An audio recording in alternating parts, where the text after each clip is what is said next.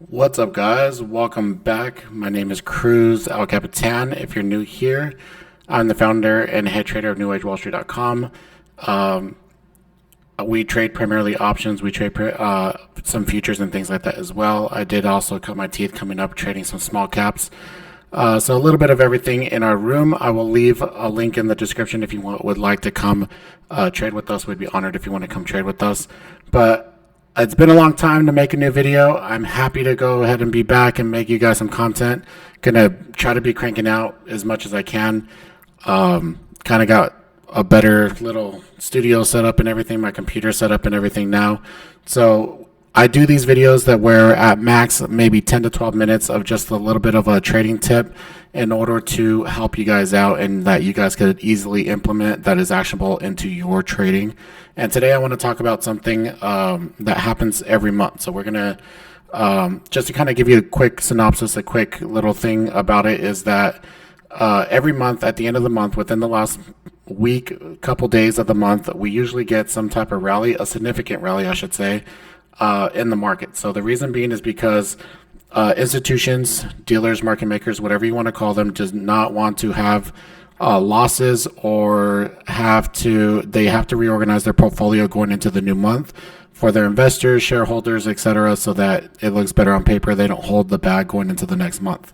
So what happens is, especially on the short side, is that they will cover their shorts in order to be able to make more room to cover other purchases of equities, options, whatever investments and things that they want to go ahead and do that are maybe losses, things like that. So what happens is we wind up getting a significant, I would say, rally, usually intraday, 2 days, every month. And so I'm going to go ahead and switch my screen over here and kind of show you guys what I'm talking about. So right here we're looking at the SPY. And we're going to go to the 4 hour, actually we're going to go to the daily chart right here.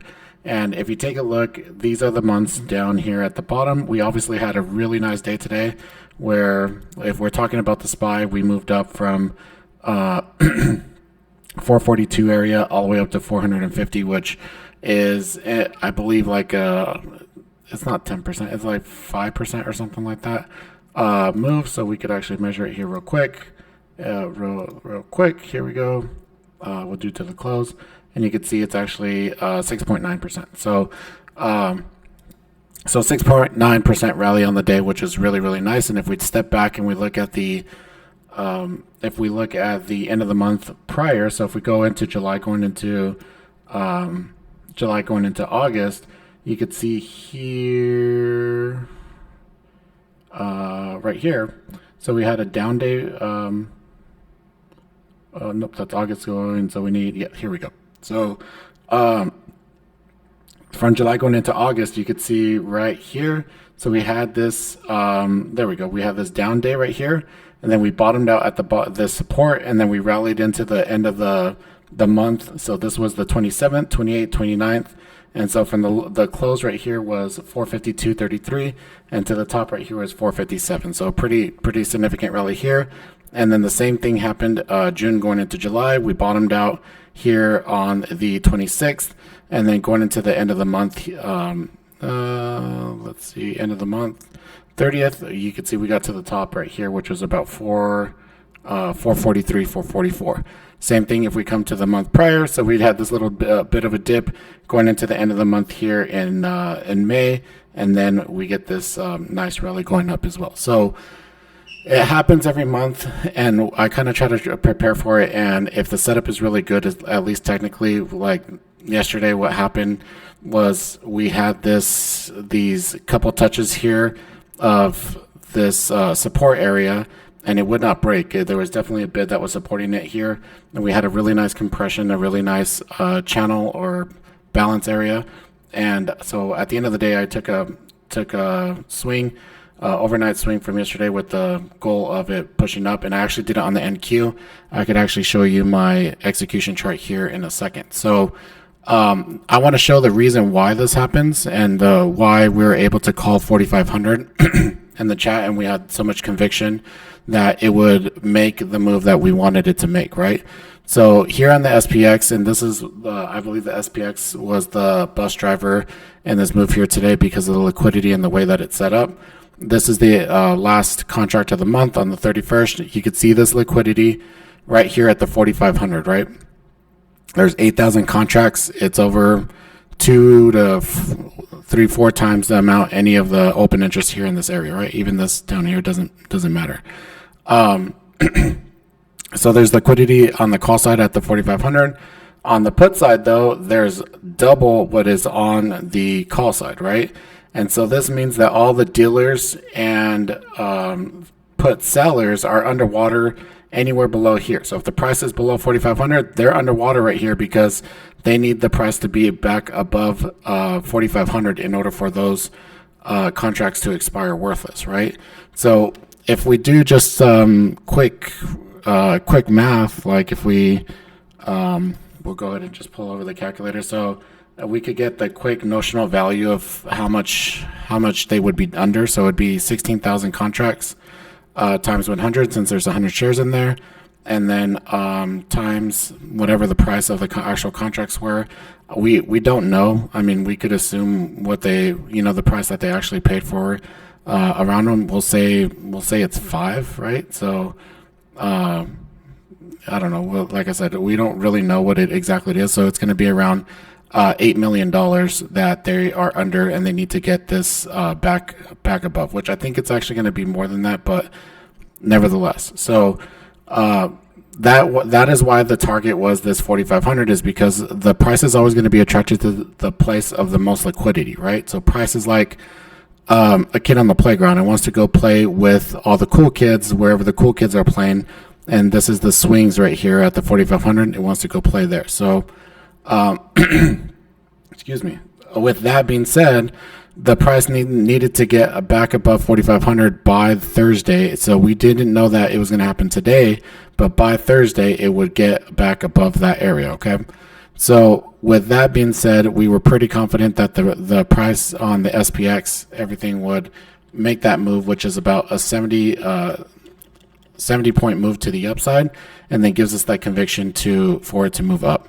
So for instance, like I was saying, I will show you my chart here. So this is NinjaTrader. This is my entry from yesterday. You can see it zoomed in. This is the right before the close, and then I held overnight, took a little bit off here into that first little resistance from the London Open, and then 300 was actually my target on the NQ. So took a little partial here and then took the rest off, and I wish I would have held the rest. I piked like 150 points, but nevertheless still was about $30,000 in profit. I have it on my Twitter if you want to go take a look at it on there. So if you guys want to go take a look at that. So a quick video here today, guys. Like I said, just wanted to go over that on a reason why. So whenever you have a thesis, you want to have a context of a reason why the market is going to move the way that you want it to, right? So if the bulls and bears agree on a price, what's going to wind up happening is that you have an area of chop or just sideways action, something like this, right? There has to be a reason why the bulls move the market to the upside, or bears push it and sell to the downside, right? Without that, the price is just going to be in a balanced area. Everyone's going to be happy, and it's just going to go sideways. So we have to have a context and a reason and a narrative why the market needs to move the way that it does. So what I'm providing you is a narrative and a context of why the market moves at the end of the month, which is market makers and dealers need to reorganize their portfolios to not realize losses in the next month and be able to make room for more initiative buying and things in the new month, right? So that's what, if you're able to add a little bit of narrative and context into your trading strategy, your technical trading strategy, that will give you a lot more confidence and a lot more conviction to be able to take trades on what kind of has to happen for the big institutions and dealers, and they do not like to lose. They are the ones that are driving the bus and trying to move the market the way that they need to be able to win, and very rarely do they lose. So been doing this for quite a while now, and we could kind of see the the breadcrumbs such as this here on the open interest and the option chain, where they're positioned at and where they need the market to move. The market is also moved by the derivative market right now, which is the option market. There's more positioning on the derivative market than the actual equity market and purchasing that way. And so if that is the case, then the positioning on the options chain and the derivative market is going to dictate the prices on the actual underlying chart and the movement of the underlying chart. Cool. So quick video here, guys. Again, my name is Al Capitan. Please subscribe, hit the like button. If you gain some value out of this, I will crank out as much content as I can moving forward as things kind of come up and are actionable like this.